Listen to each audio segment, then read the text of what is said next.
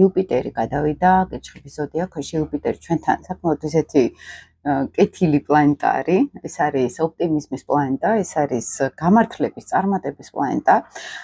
როდესაც ბევრი და ბევრი რო გვინდა და ეს ბევრი გვეძლება. ეს არის დიდი შესაძლებლობების ენერგია, მას აქვს ცოტა ნეგატიური მხარეც, ეს არის ყველაფრის გადიდება და მნიშვნელობის გადიდებაც. როდესაც პირად რუკაში იუპიტერი საკმაოდ ისეთი აქტიურად გვაქვს ჩართული, მაგალითად ნეგატიურ ასპექტებში, ეს შეიძლება იყოს, რომ მე მეტი და მეტი მინდა, ან ვადიდებ ყველაფრის მნიშვნელობას. ეს არის მისი ნეგატიური განხრა, მაგრამ პოზიტიური განხრა ეს არის უფრო გადამეტებულის ნაცვლად უფრო ესეთი კონსტრუქციულ ოპტიმიზმს ვეძახით. აი ნეგატიური ასპექტები თუ გადამეტებული განცდები, გადამეტებული სურვილები არის, კონსტრუქციული ეს არის ის შესაძლებლობები, ის განვითარების უნარები, რომელიც ჩვენ წარმატებასაც გვაღწევინებს. ანუ წარმატების პლანეტა არის, ბედნიერების პლანეტა არის, ოპტიმიზმის პლანეტა არის.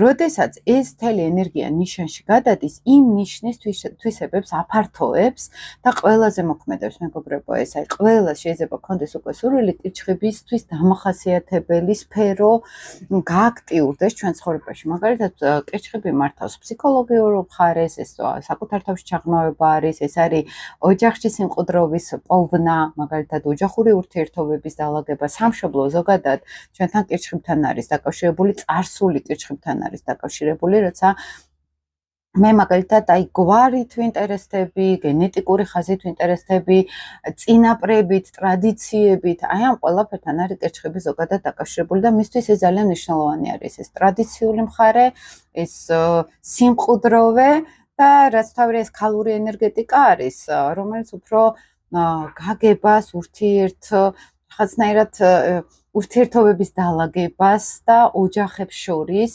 ჰარმონიის რაღაცნაირად კონცენტრირებას უწყობს ხოლმე ხელს, ხო?